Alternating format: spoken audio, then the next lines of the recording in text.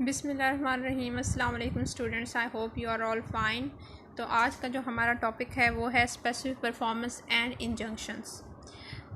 While seeking the relief for specific performance, one may also seek remedy of injunction, direction of court to do mandatory or not to do something prohibitory, either temporary or permanent. तो ये पहले भी मैंने आपको lecture में एक में explain की है, ये स्लाइड दोबारा बता देती हूँ कि कहता है कि जब आप कोर्ट ऑफ इक्विटी में जाते हैं, कोर्ट ऑफ लॉ में जो है स्पेसिफिक परफॉर्मेंस का सूट फाइल करते हैं और क्लेम करते हैं कोर्ट से कि मुझे स्पेसिफिक परफॉर्मेंस दी जाए, तो कहता है कि ये रेमेडी जो है आपके ऊपर कोई बार नहीं क्रिएट कर देती कि आप इंजंक्शन की रेमेडी को सीक नहीं कर सकते। अगर आप चाहें तो स्पेसिफिक परफॉर्मेंस की एप्लीकेशन के साथ आप जो है इंजंक्शन की एप्लीकेशन भी दे सकते हैं। आप कोर्ट से दोनों रेमेडीज़ एक साथ इकट्ठी मांग सकते हैं। तो ये लिखा हुआ है कि ये दोनों जो रेमेडीज़ हैं, इंजंक्शन और स्पेसिफिक परफॉर्मेंस, ये जो इक्विटेबल रेमेडीज़ हमें दी गई हैं, ये कोई एक दूसरे पर बार क्रिएट नहीं कर देती कि अगर आप एक मांगेंगे तो दूसरी नहीं मांग सकेंगे या दूसरी मांगेंगे तो पहली वाली नहीं मांग सकेंगे। ऐसी कोई बात नहीं है, आप दोनों इकट्ठी मांग सकते हैं, ये एक दूसरे पर बार क्रिएट नहीं करती हैं। और इंजंक्शन जो है वो होता क्या है, वो एक डायरेक्शन ऑफ कोर्ट होती है। कोर्ट आपको कह सकती है कि आपने ये काम करना है, इसको कहते हैं मैंडेटरी इंजंक्शन। और जब कोर्ट कहती है कि आपने ये काम नहीं करना, इसको कहते हैं प्रोहिबिटरी इंजंक्शन। ये टेम्पोरेरी इंजंक्शंस भी हो सकती हैं, परमानेंट भी हो सकते हैं, यानी एक स्पेसिफिक पीरियड के लिए जब कोर्ट जो आपको कोई डायरेक्शन देती है उसको हम कहते हैं टेम्पोरेरी इंजंक्शन। बट जब कोर्ट ड्यूरिंग द डिक्री और आफ्टर द डिक्री ये समझती है कि अब जो है वो परमानेंट इंजंक्शंस ग्रांट की जानी चाहिए, तो वो कोर्ट जो है वो ग्रांट कर सकती है। और ये कोई स्पेसिफिक पीरियड के लिए नहीं होती, ये on the basis of evidence होता है, on the basis of proof होती है। परमानेंट इंजंक्शन ग्रांट की जाती हैं तब। ओके, आगे आता है status quo. So what is the status क्यो? अब हमने बहुत दफ़ा सुना है स्टेटस क्यो, स्टेटस क्यो, स्टेटस क्यो। What is this status quo? So things या status of things to be established और remain as it is be maintain. तो इसका मतलब ये है कि अगर एक कोर्ट पर आपकी जो है कोर्ट ने ऑर्डर दिया या कोई भी आपका कोर्ट में केस चल रहा है, तो कहा जाता है कि स्टेटस क्यू भी मेंटेन, यानी अब जिस भी प्रॉपर्टी से रिलेटेड आपका डिस्प्यूट चल रहा है ना, उस प्रॉपर्टी की जो स्टेट है वो एज इट इज़ रहनी चाहिए, यानी उसमें कोई चेंज नहीं होना चाहिए। अब ये नहीं कि प्रॉपर्टी एक खाली मैदान था, तो ये नहीं है कि अगर उसके ऊपर कोई लिटिगेशन चल रही है कोर्ट में, तो कोर्ट कहती है कि स्टेटस क्यू मेंटेन करना चाहिए। अब स्टेटस क्यू का मतलब ये है कि उस प्रॉपर्टी को एज इट इज़ रखना चाहिए, यानी उस प्रॉपर्टी का कोई स्टेटस जो है उसको डिस्ट्रॉय नहीं किया जा सकता, यानी उस प्रॉपर्टी पे कोई आप इमारतें या बिल्डिंग्स कंस्ट्रक्ट नहीं कर सकते हैं। तो इसको कहते हैं हम स्टेटस क्यू। जब आप एक प्रॉपर्टी का डिस्प्यूट चल रहा है, कोर्ट ने कह दिया है कि स्टेटस क्यू मेंटेन करनी है, और अगर वैसे भी चल रहा है तो स्टेटस क्यू मेंटेन की जाती है, क्योंकि प्रॉपर्टी जो है उसमें चेंज नहीं किया जा सकता जब तक कोई हतमी फैसला ना आ जाए। तो इसे कहते हैं हम status quo. Things, status of things to be established और remain as it is until the further orders of the court.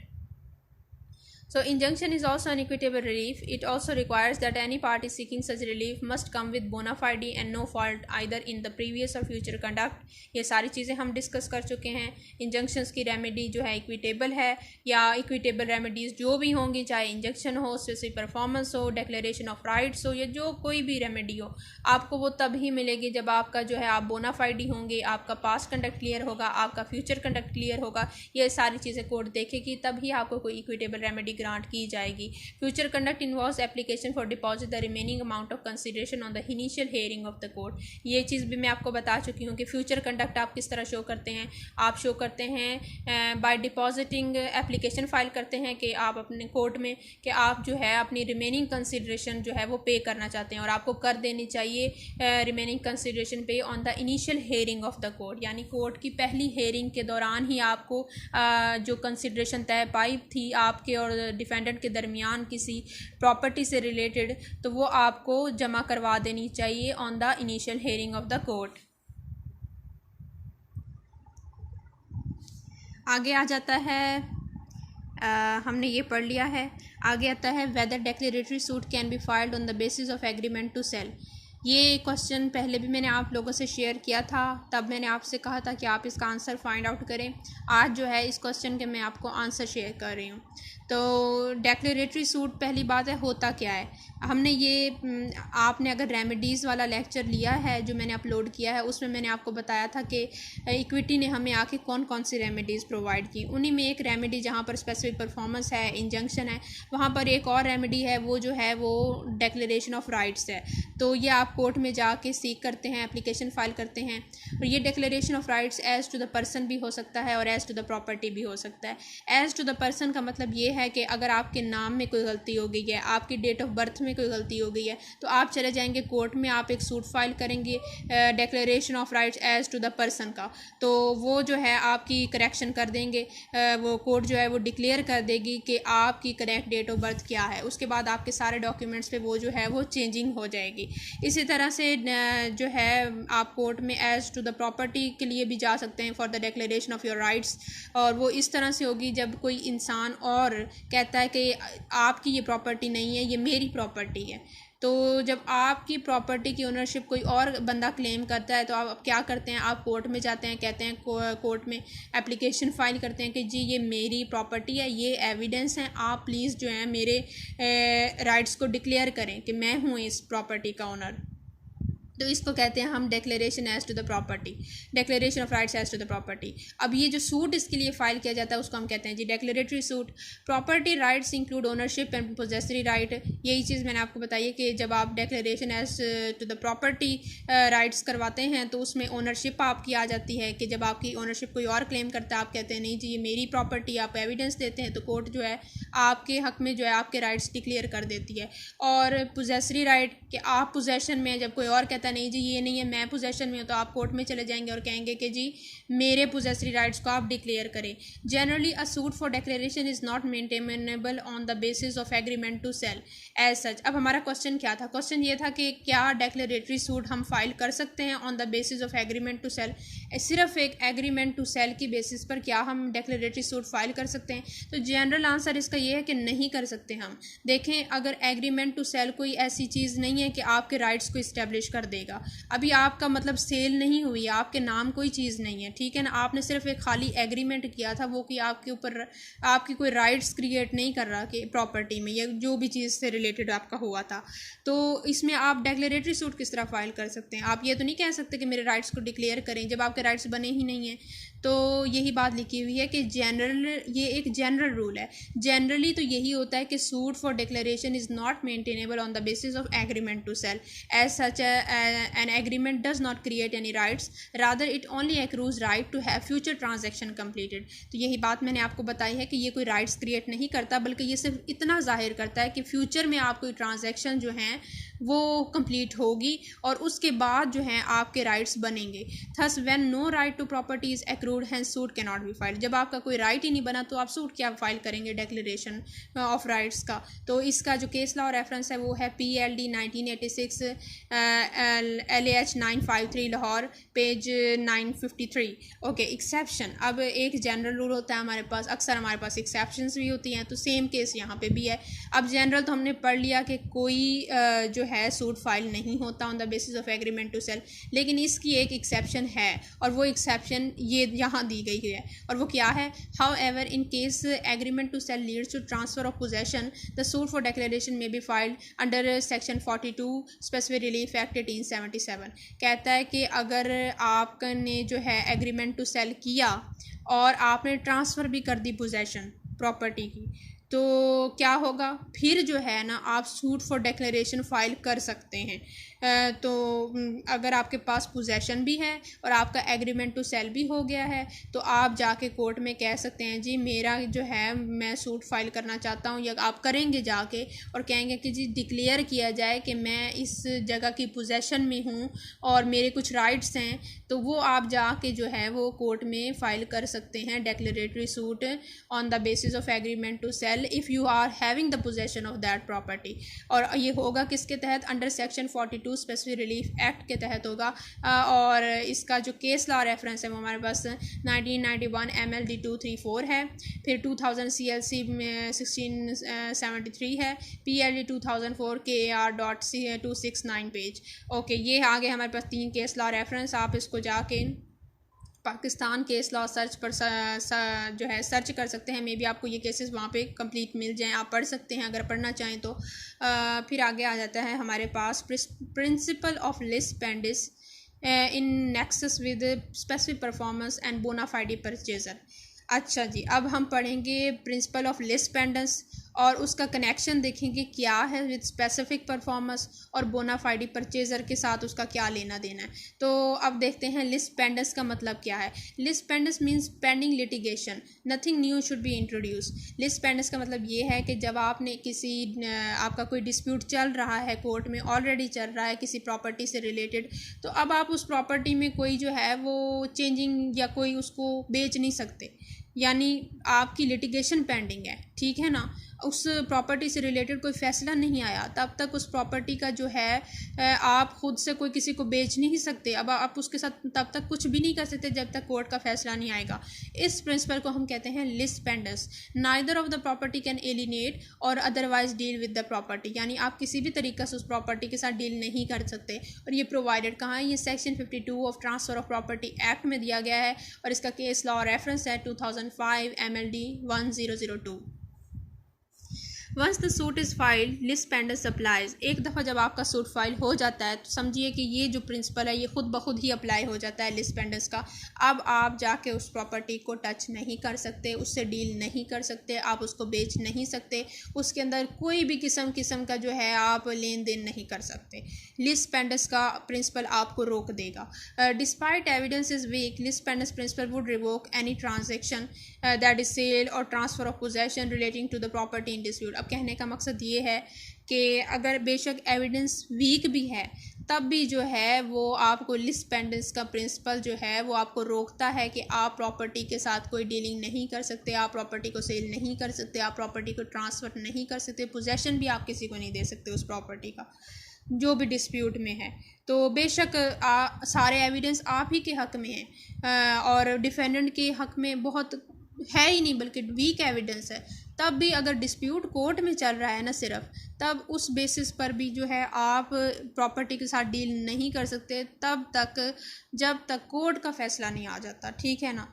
चाहे सारे एविडेंस आपके फेवर में, एविडेंस की बेसिस पे आप ये नहीं कह सकते कि जी मैं ये सेल कर दूंगा, ये तो प्रॉपर्टी वैसे भी मेरी है, मेरे पास तो इतने एविडेंस हैं। नहीं, जब तक आपका कोर्ट का फैसला नहीं ना आएगा, जब तक आपका डिस्प्यूट जो चल रहा है वो रिजॉल्व नहीं होगा, तब तक आप उस प्रॉपर्टी को सेल नहीं कर सकते। फिर आगे कहता है supreme court of Pakistan held in a case that applicability of section 52 is not dependent on the proof of strength और वीकनेस ऑफ द केस। यही बात जो मैंने आपको एक्सप्लेन की है कि सुप्रीम कोर्ट ने भी यही बात हेल्ड की थी। वो क्या थी कि जो एप्लीकेबिलिटी है ना सेक्शन 52 की, अब ये जो चीज़ है ये मैंने आपको ऊपर पढ़ाया जो लिस्ट पेंडेंस का कि वो लिटिगेशन के दौरान जो है वो नहीं डील कर सकता प्रॉपर्टी के, ये कहाँ पे प्रोवाइडेड है? ये हमारे पास section 52 of transfer of property act में ये चीज़ प्रोवाइडेड है। तो सुप्रीम कोर्ट ने भी यही बात की कि जो कि एप्लीकेबिलिटी है ना सेक्शन 52 की is not dependent on the proof और स्ट्रेंथ और वीकनेस ऑफ द केस, यानी वो डिपेंडेंट नहीं है कि जो है वो केस वीक है, एविडेंस स्ट्रॉन्ग नहीं है और जिसके फेवर में एविडेंस स्ट्रॉन्ग है वो खुद जाके उसको बेच लेगा। तो एप्लीकेबिलिटी सेक्शन 52 की जो है वो इस चीज़ पर डिपेंड नहीं करती, यानी लिस्ट पेंडेंस का रूल अप्लाई होता है और वो तब तक होता है जब तक कि कोर्ट का फाइनल ऑर्डर नहीं आ जाता, आप उस प्रॉपर्टी को नहीं बेच सकते। और फिर आता है जी बोनाफाइडी परचेजर। अब यहाँ पे आपने एक चीज़ समझनी है, बोनाफाइडी परचेजर हमारे पास सेक्शन 63 और 64 ट्रांसफ़र प्रॉपर्टी एक्ट में दिया गया है, आप जाके उसको खोल के पढ़ सकते हैं। If the agreement to sell is sold to someone who was without notice, knowledge of such agreement and good faith purchases such property for valuable consideration। देखें, अगर किसी ने जो है एक प्रॉपर्टी था उसके मुतालिक उसे नहीं पता था कि पहले किसी के साथ एग्रीमेंट टू सेल हुआ है उस बंदे का, और वो जो है गुड फेथ में जैसे ए और बी के दरमियान जो है एक प्रॉपर्टी से का डील थी। ए ने जो है अपना बंगलो ट्रांसफ़र करना था बी को, उसने जो है कुछ कंसिड्रेशन भी ली हुई थी, लेकिन फिर ए रेफ्यूज़ कर देता है बी को और वही बंगलो उठा के वो सी को बेच देता है। अब यहाँ पे सी जो है वो बोनाफाइडी परचेज़र है। बोनाफाइडी परचेज़र कौन होता है? जिसको कोई पता नहीं होता कि पहले कोई इस प्रॉपर्टी से रिलेटेड कोई इनका एग्रीमेंट पहले किसी के साथ था या इन्होंने कोई कंसिडरेशन ली हुई है, यानी वो अवेयर नहीं होता, ठीक है ना, वो उसको कोई नोटिस नहीं होता है सच, उसको हम कहते हैं बोनाफाइडी परचेज़र। वो अब यहाँ पर बात ये की गई है बोनाफाइडी परचेज़र की कि अगर जो है लेट्स सपोज अगर किसी बोनाफाइडी परचेज़र ने वो लैंड ख़रीद ली है तो फिर क्या होगा? देखें, दो बातें हैं यहाँ पे। अगर तो कोर्ट में कोई लिटिगेशन पहले से नहीं चल रही उस प्रॉपर्टी की, अभी तक जो है केस फाइल नहीं हुआ कोर्ट में, और इसी दौरान जो किसी बोनाफाइडी परचेज़र ने वो प्रॉपर्टी ख़रीद ली है जिसके ऊपर अभी डिस्प्यूट कोर्ट में नहीं चल रहा, वैसे पार्टीज़ का डिस्प्यूट है लेकिन कोर्ट में नहीं चल रहा, तो जो है वो फिर बोनाफाइडी परचेज़र को प्रोटेक्ट करेगा जो है लॉ हमें अंडर सेक्शन 63 और 64 transfer of property act. But the most important thing वो ये है कि अगर लिटिगेशन चल रही है और इस दौरान किसी बोनाफाइडी परचेज़र ने चीज़ ले ली है, उसको नोटिस नहीं है कि इसकी ये प्रॉपर्टी जो है ये डिस्प्यूटेड है या इसका कोई एग्रीमेंट हुआ कोई भी उसको किसी भी तरीके से पता भी नहीं है, तो फिर क्या होगा? फिर इस केस में जो है वो बोनाफाइडी परचेज़र को कोई प्रोटेक्शन नहीं मिलेगी। ये हम आगे अगली स्लाइड्स में जो है वो पढ़ते हैं। तो क्वेश्चन यहाँ पे वही बात है जो मैंने आपको बताया। Question may arise if the bona fide principle and lis pendens clashes which of the doctrine shall be preferred, कि अगर बोनाफाइडी प्रिंसिपल यानी जैसे मैंने आपको बताया एक बोनाफाइडी परचेज़र था, अब उसका कोई कसूर नहीं था, उसे नहीं पता था कि कोर्ट में जो है लिटिगेशन चल रही है और लीज पेंडेंस जो है वो क्लैश आपस में कर देते हैं, तो फिर इन दोनों में से कौन सा डॉक्ट्राइन प्रिवेल करेगा? क्या हम उस बोनाफाइडी परचेज़र को जो है वो प्रॉपर्टी बेच देंगे और बोनाफाइडी प्रिंसिपल को जो है हम जो है प्रेफर करेंगे, या फिर हम उस बोनाफाइडी परचेज़र को चीज़ नहीं देंगे बल्कि लीज पेंडेंस का जो है वो रूल उसको प्रेफरेंस देंगे? तो ये चीज़ यहाँ पे ये क्वेश्चन अराइज होता है। देखें, वही बात जो मैंने पहले आपको समझाई, आंसर अब इसका पढ़ लेते हैं। One who has no knowledge and in good faith purchases for valuable consideration the property subject matter of agreement to sale in ordinary situation will be prefer. वही ऑर्डिनरी सिचुएशन में जो है आप बोनाफाइडी परचेजर को protection देते हैं under section 63, 64 of transfer of property act. अभी ordinary situation क्या है ये आपको आगे समझ लग जाएगी। However when the suit for specific performance of agreement to sale is filed and is pending, principle of lis pendens comes into action and applies. It means any sort of transaction during pendency of suit shall be void ab initio, even though bona fide purchaser was involved in the transaction। यही चीज़ मैंने आपको पहले समझाई है कि अगर ए और बी के दरमियान जो है वो एग्रीमेंट टू सेल हुआ और फिर जाके ए ने जो है रेफ्यूज़ कर दिया after taking some consideration from B, और बी ने जो है वो सूट फाइल कर दिया, अब उस प्रॉपर्टी से रिलेटेड एक डिस्प्यूट चलने लगा कोर्ट में। इसी दौरान जो है वो ए ने उठा के वो ज़मीन सी को बेच दी। सी को कोई ख़बर नहीं थी कि कोर्ट में केस चल रहा है, तो सी कौन हुआ? Bona fide purchaser. ए क्या हुआ? ए जो है वो सेलर हुआ, सी बोनाफाइडी परचेज़र हुआ, और बी जो है वो इनिशियल परचेज़र हुआ जिसने पहले ख़रीदी थी, तो डिस्प्यूट भी उसका चल रहा था। अब इस केस में किसको कोर्ट देगी ज़मीन? या पहले वाले परचेज़र को देगी या बोनाफाइडी परचेज़र जो बाद में आया सी को देगी? तो कहता है कि अब लिटिगेशन चल रही थी इसलिए बोनाफाइडी परचेज़र को कोई प्रोटेक्शन नहीं मिलेगी। इसका मतलब है लीज पेंडेंस का रूल जो है वो हम प्रेफर करेंगे, तो उसको प्रेफरेंस दी जाएगी ओवर बोनाफाइडी परचेज़र। तो जब लिटिगेशन चल रही होती है कोर्ट में ऑलरेडी, तब बेशक बोनाफाइडी परचेज़र भी जो है वो ज़मीन को ख़रीदे जिसको कोई ख़बर नहीं है, तब भी उसे कोई लॉ प्रोटेक्शन नहीं प्रोवाइड करेगा। जिसकी लिटिगेशन पहले से चल रही है उसी का हक़ में होगी, अगर उसके एविडेंस वगैरह प्रूफ वगैरह देख कर वो जब तक रिजॉल्व नहीं होता वो प्रॉपर्टी सेल नहीं होगी। ठीक है, तो ऐसी ट्रांजैक्शन जो ड्यूरिंग द डिस्प्यूट अगर चल रहा है कोर्ट में उस वक्त की जाती है तो वो वॉइड एब इनिशियो होती है, यानी सिरे से ही वॉइड होती है। तो list pendens hits bona fide purchaser doctrine and overshadows it. यही बात लिखी हुई है कि लिस्ट पेंडेंस जो है वो हिट करता है बोना फाइडी परचेजर को, जैसे कि मैंने अभी आपको एग्जांपल दी। इस केस में लिस्ट पेंडेंस की डॉक्ट्राइन ने हिट किया बोनाफाइड परचेजर को, तो फिर इस केस में ये कहता है कि लिस्ट पेंडेंस का जो रूल है वो ओवर शेडो कर जाता है बोनाफाइडी परचेजर को। ऑर्डिनरी सिचुएशन में तो हम बोनाफाइडी परचेजर को ही प्रोटेक्शन देते हैं जब कोई लिटिगेशन नहीं चल रही होती प्रॉपर्टी से रिलेटेड, बट जब कोई लिटिगेशन चल रही होती है तो लिस्ट पेंडेंस का रूल जो है वो ओवरराइड कर जाता है, शेडो कर जाता है बोनाफाइडी परचेजर के रूल को। और ये चीज़ हमें प्रोवाइड की थी केस लॉ में 1984 CLC पेज 1615 में। आगे आ जाता है specific performance and injunction. Suit for specific performance. Remedy of injunction, a consequential relief to avoid wastage of time in multiple litigation, may also be sought section 56F। कहता है कि suit जो है हमारे पास स्पेसिफिक परफॉर्मेंस का या कोई remedy जो इंजंक्शन है। अब इंजंक्शन कोर्ट क्यों ग्रांट करती है? कोर्ट इसलिए ग्रांट करती है ताकि कोर्ट का टाइम बच सके और मल्टीपल लिटिगेशंस ना हो।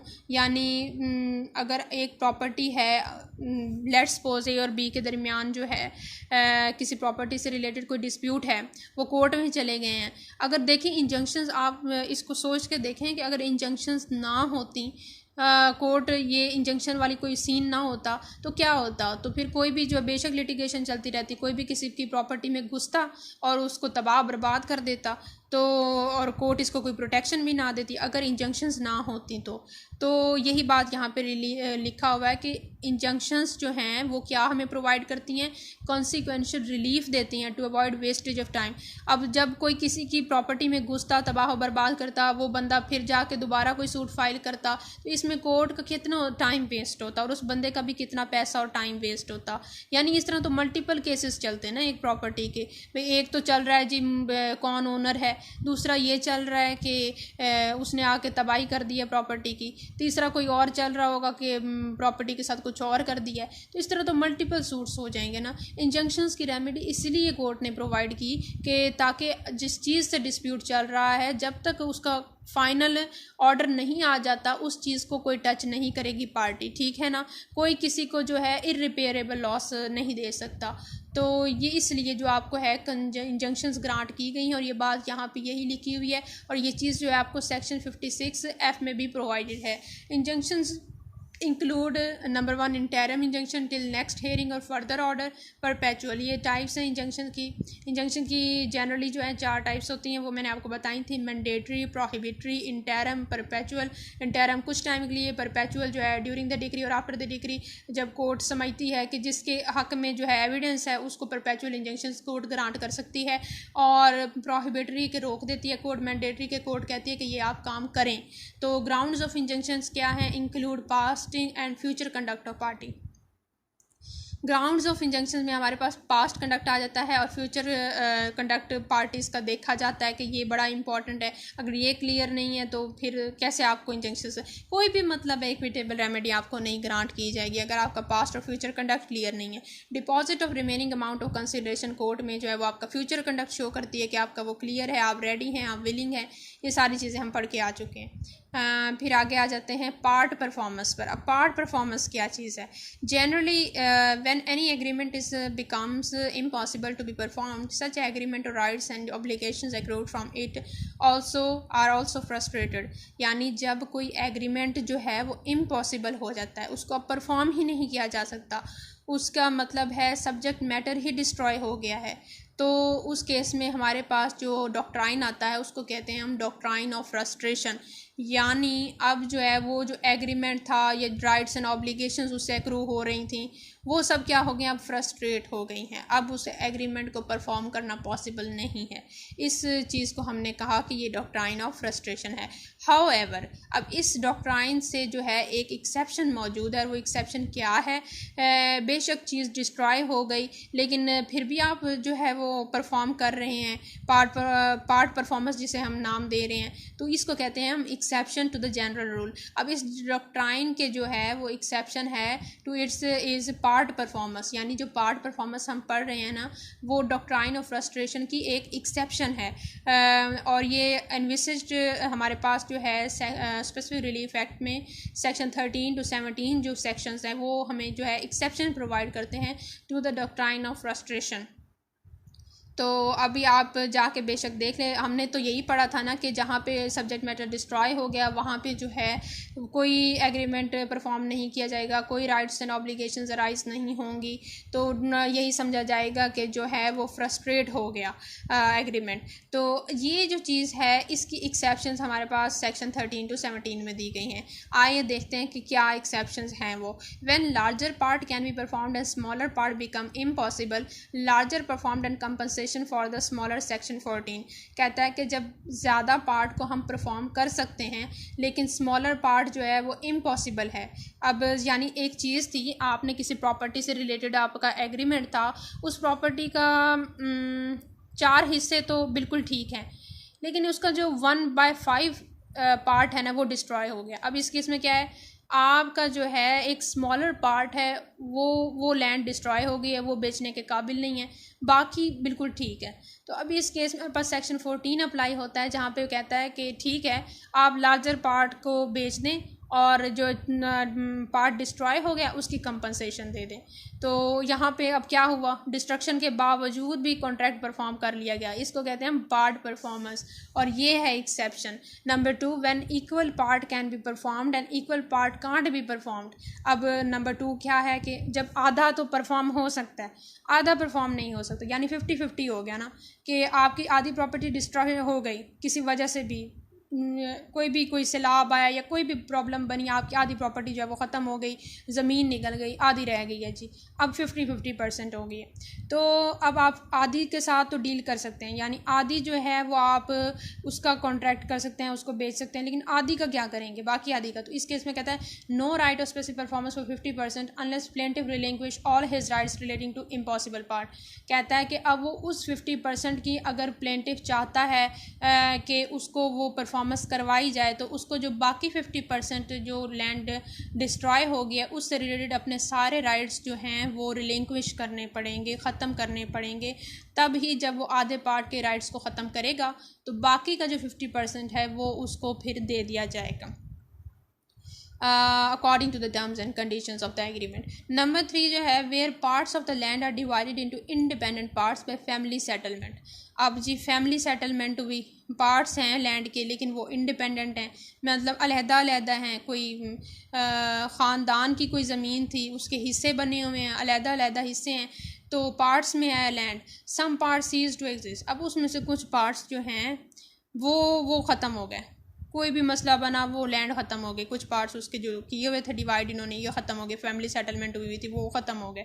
फॉर रिमेनिंग में भी सॉर्ट स्पेसिफिक परफॉर्मेंस, लेकिन बेशक वो ख़त्म हो गए लेकिन जो बच गए हैं उनके लिए आप स्पेसिफिक परफॉर्मेंस कोर्ट में जाके सीख कर सकते हैं कि हमें वो दिलवाए जाएं।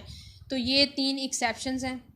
नंबर 1 पहली एक्सेप्शन क्या है, when larger part can be performed and smaller can not be performed, तो फिर लार्जर को परफॉर्म करवा लिया जाएगा और स्मॉलर के लिए कंपनसेशन ले ली जाएगी। नंबर 2 जब आधी डिस्ट्रॉय हो गई, आधी बच गई ज़मीन, 50% हो गई, equal parts can be performed and equal part can not be performed, तो तब तक फिर वो आधा हिस्सा आपको नहीं मिलेगा जब तक प्लेंटिफ जो है, अगर आप प्लेंटिफ हैं तो अपने 50% राइट्स जो 50% प्रॉपर्टी के जब तक राइट्स आप रिलिंक्विश नहीं कर देते, ख़त्म नहीं कर देते, जो प्रॉपर्टी डिस्ट्रॉय हो गई, तब तक आपको बाकी की 50% भी नहीं मिलेगी। नंबर 3 जो है हमने ये पढ़ा कि कोई फैमिली सेटलमेंट हुई थी जिसमें जो है इंडिपेंडेंट पार्ट्स बनाए गए थे लैंड के, और उसमें से कुछ पार्ट्स जो हैं वो ख़त्म हो गए, डिस्ट्रॉय हो गए, सीज टू एग्जिस्ट हो गए। तो इस केस में जो रिमेनिंग पार्ट्स बच गए हैं उसके लिए आप कोर्ट में जाके स्पेसिफिक परफॉर्मेंस सीख कर सकते हैं। तो ये 3 बातें आ गई, ये हैं जी एक्सेप्शन है to the doctrine of frustration, और ये सेक्शन 13 to 17 में प्रोवाइडेड है। फिर आता है जी further bars on specific performance, मतलब पहले भी हमने कुछ बार्स पढ़े, जो आप जो है पहले तो हमने कुछ ग्राउंड्स पढ़े कि वो होंगे तो आप तभी जाके जो है सेक्शन 12 में पढ़ा था जो है कोर्ट में स्पेसिफिक परफॉर्मेंस सीख कर सकते हैं। अब कुछ बार्स भी हैं। बार्स ये रिलेटेड टू द पर्सन है कि किन पर्सनस के ख़िलाफ़ जो है आप कोर्ट में जाके ये नहीं कह सकते कि ये जी हमें स्पेसिफिकली कॉन्ट्रैक्ट परफॉर्म करवा के दें। तो ये पर्सनल बार्स हैं। On specific performance under section 24 provided किए गए हैं। Specific performance of contract can not be enforce in favour of a person. अब ये कौन कौन से लोग हैं? Number A, who could not recover compensation for its breach. Example, someone shows to be an agent of someone and enters into contract. यानी वो जो अपनी वो जिससे कंपनसेशन आप रिकवर नहीं कर सकते, यानी अगर कॉन्ट्रैक्ट हुआ था और जो है ब्रीच हो गया उसका, यानी जिसकी प्रॉपर्टी थी वो फिर गया, प्रिंसिपल फिर गया, लेकिन एजेंट के ख़िलाफ़ आप नहीं जा सकते कि एजेंट हमें ये परफॉर्म करके दे। समझ आई? वो मालिक तो नहीं है ना, वो ओनर तो नहीं है, तो वो उससे आप कोई कंपनसेशन रिकवर नहीं कर सकते। यानी जिससे आप कंपनसेशन रिकवर नहीं कर सकते उसे आप ये नहीं कह सकते कि ये कॉन्ट्रैक्ट जो है आप हमें स्पेसिफिकली परफॉर्म करवा के दो। वो बंदा कैसे करके देगा आपको स्पेसिफिकली परफॉर्म, जब उसकी चीज़ ही नहीं है और आप ना ही उससे कोई कंपनसेशन लेने के मजाज हैं। तो समवन, यहाँ पे एक चीज़ है कि someone shows to be an agent of someone, यानी एक्चुअल एजेंट नहीं। अगर एक्चुअल एजेंट होगा ना तब तो है बात, तब तो आप उसके खिलाफ भी सूट फाइल कर सकते हैं। लेकिन कोई सिर्फ शो करता है कि मैं एजेंट हूँ किसी का, लेकिन वो एक्चुअल में एजेंट नहीं है, तब आप उससे कंपनसेशन रिकवर नहीं कर सकते हैं। तो जिससे कंपनसेशन रिकवर नहीं कर सकते उसके खिलाफ आप स्पेसिफिक परफॉर्मेंस का सूट भी फाइल नहीं कर सकते, उसको कह भी नहीं सकते कि ये कॉन्ट्रैक्ट जो है वो आप स्पेसिफिकली परफॉर्म करवा के दें, क्योंकि वो एक्चुअल एजेंट तो था ही नहीं। अगर वो एक्चुअल एजेंट होता तो तब था, तब बात थी, तब वो आप कर सकते थे। बी जो है वो कहता है who has become incapable of performing. अब इनकैपेबल ऑफ परफॉर्मिंग एग्रीमेंट कौन होता है? वो बंदा जो इंसॉल्वेंट हो गया, जिसके पास है ही कुछ नहीं। आप उससे अब कैसे कह सकते हैं जी मेरा मकान है आप ख़रीदें, जब उसके पास बेचारे के पास है नहीं कुछ, तो वो ख़रीदेगा कहाँ से? वो तो इंसॉल्वेंट हो गया। और violates an essential term of the contract on that on his part remains to be perform. यानी या फिर कोई ऐसा बंदा है जिसने कोई essential terms of the contract जो हैं उनको वायलेट किया है, जो कि उसने परफॉर्म करनी थी, उसके पार्ट पे वो अनपरफॉर्म्ड है, अभी तक उसने किया ही नहीं परफॉर्म, यानी इसेंशियल टर्म्स की वायलेशन हो गई कॉन्ट्रैक्ट की। तब उस ऐसे बंदों के ख़िलाफ़ भी जो है आप कोर्ट में ये नहीं कह सकते कि जाके मुझे स्पेसिफिक परफॉर्मेंस करवा के दी जाए। सी में आता है who has already chosen his remedy and obtain satisfaction for the alleged breach of contract. कोई ऐसा बंदा जिसने पहले से ही कोर्ट से जो है वो डिक्री ले ली है, उसका फैसला आ चुका है, उसको कंपनसेशन मिल चुकी है, तो वो दोबारा नहीं कह सकता कि जिस मुझे स्पेसिफिक परफॉर्मेंस करवा के दी जाए। एग्जाम्पल है जी previous suit file for compensation only and obtained it, और उसको मिल गई वही बात। डी जो है who previously to the contract had notice that settlement of the subject matter thereof though not founded on any valuable consideration had been made and was then in force. यानी कोई parties ने अपने दरमियान ही कोई settlement कर ली, बेशक उन्होंने पैसे एक दूसरे को नहीं दिए, वैसे कोई बातचीत के ज़रिए जो उन्होंने बात सेट कर ली अपनी आपस के में, तो इस केस में भी आप जाके ये नहीं कह सकते जी अब जो है मुझे स्पेसिफिक परफॉर्मेंस करवा दी जाए। आपस में सेटलमेंट करने के बाद, यानी उन्होंने अपने सेटलमेंट कर ली, किसी ने कोई जगह ले ली किसी चीज़ के बदले, तो फिर आप कोर्ट में नहीं कह सकते कि जी मुझे पहले वाले की स्पेसिफिक परफॉर्मेंस थी। एग्जांपल जो है वो उसकी out of love and affection settlement of house has been made by A in favour of his brothers and sisters. Later A enters into an agreement to sale for sale of the house with C who has notice of settlement. C can not specifically enforce such contract. देखें जी एक ही ज़मीन थी, उसको प्यार आया मोहब्बत आया, उसने जो है उठा के वो ज़मीन अपने बहन भाइयों को दे दी, ठीक है, उसने सेटलमेंट कर दी। फिर जो है उसने वही बाद में उसको पता नहीं क्या ख्याल है, उसने वही ज़मीन जो है वो एग्रीमेंट टू सेल में एंटर हो गया सी के साथ, और उसने कहा जी मैं ये ज़मीन जो है वो आपको बेचना चाहता हूँ। अब इस केस में जो है सी को पता था कि इसकी जो है पहले से सेटलमेंट हुई हुई है, इसके बहन भाइयों के हक़ में इसने की थी, तो अब सी जो है वो कोर्ट में ये नहीं जाके कह सकता जी मुझे कॉन्ट्रैक्ट स्पेसिफिकली परफॉर्म करवा के दिया जाए, ठीक है ना, उसको तो पता था कि पहले से सेटलमेंट हुई हुई है। तो सेटलमेंट जो है इस केस में जो है वो एग्जीक्यूटेड होनी चाहिए, और ये नहीं होना चाहिए कि एग्जीक्यूटरी हो गया, अभी हुई नहीं है। अगर हुई नहीं है तो फिर तो प्रॉपर्टी बिक जाएगी जी, और अगर हो गई है मतलब अगर हो गई है तो फिर नहीं बिक सकती। A settlement is said to be in force if it is valid existing instrument though the time of enjoyment has yet not have come, यानी वैलिडली एग्जीक्यूट है, उसका जो लीगल डॉक्यूमेंट्स एग्जिस्ट कर रहे हैं, यानी अभी हो सकता है कि ए ने जो लैंड दी थी अपने बहन भाइयों को अभी उसको इंजॉय वो नहीं कर रहे, लेकिन उसने उनको दिया है लीगल डॉक्यूमेंट्स के ज़रिए उसने दे दी है। अभी वो उस लैंड पर एंटर कोई 10-1 साल बाद बेशक होंगे। तो बात ये है कि सिर्फ अगर उसने दे दी है ना, एग्जीक्यूट कर दी है, तो फिर जो है आप जो ये नहीं कह सकते कि अब वो ज़मीन आप किसी को आगे बेच देंगे, ऐसी बात नहीं होगी, वो वैलिड सेटलमेंट ही समझी जाएगी। अब ये जो है हमने पढ़ा, इसको प्रोटेक्शन कौन देता है तो सेटलमेंट को, तो ये हमारे पास दो हैं सेक्शंस के क्लॉजेस। पहला है क्लॉज डी ऑफ सेक्शन 24 इसको रिलेटिव टू और सेक्शन 25 है क्लास सी है और स्पेसिफिक रिलीफ एक्ट के, ये दोनों सेक्शन और क्लॉजेस हैं। अब देखें जी, जो 25C है वो प्रोटेक्शन देता है आपको फ्रॉम सेटलर हिमसेल्फ। जैसे कि हमने ये एग्जांपल नीचे पढ़ी थी कि ए ने पहले अपने बहन भाइयों को सेटलमेंट कर दी हाउस की उनके हक़ में, उसको प्यार आया मोहब्बत आया, बाद में वही सेटलर चला गया खुद उस प्रॉपर्टी को बेचने, उस हाउस को बेचने सी को। अब यहाँ पे क्या कर रहा है, अब सेटलमेंट होने के बावजूद अब वो क्या कर रहा है, खुद ही उस सेटलमेंट के अगेंस्ट जा रहा है। तो अब उस ए से बचाने के लिए आपको प्रोटेक्शन कहाँ पे दी गई है, 25C, जो कि आपकी सेटलमेंट को प्रोटेक्ट करता है सेटलर हिमसेल्फ, यानी सेटलर ने अगर सेटलमेंट कर दी अब वो अपनी सेटलमेंट से फिर नहीं सकता, वो किसी को वो जगह बेच नहीं सकता। फिर 24D जो है वो आपको प्रोटेक्शन देता है against the purchaser for value with notice. जैसे अब सी था, यहाँ पे सी को पता था कि ये इस घर की जो है पहले से सेटलमेंट हुई हुई है, इन्हें अपने बहन भाइयों के हक़ में की थी, तो उसको नोटिस है ऑफ द सेटलमेंट, फिर भी वो ख़रीदने चला आया है। तो उस केस में अब आपको इस सी से कौन बचाएगा, तो वो सी से बचाने वाला जो सेक्शन है वो 24D है, जो कि आपको प्रोटेक्ट करेगा settlement against the purchaser for value with notice. तो उसको नोटिस था जैसे किसी को। तो ये था जी आज के लिए लेक्चर, आज के लिए इतना ही। इंशाल्लाह नेक्स्ट लेक्चर में मिलते हैं। Please like and subscribe my channel और शेयर करें, दूसरों के लिए आसानियाँ पैदा फरमाएँ करें, ताकि अल्लाह ताला आपके लिए आसानियाँ पैदा फरमाएँ। Thank you.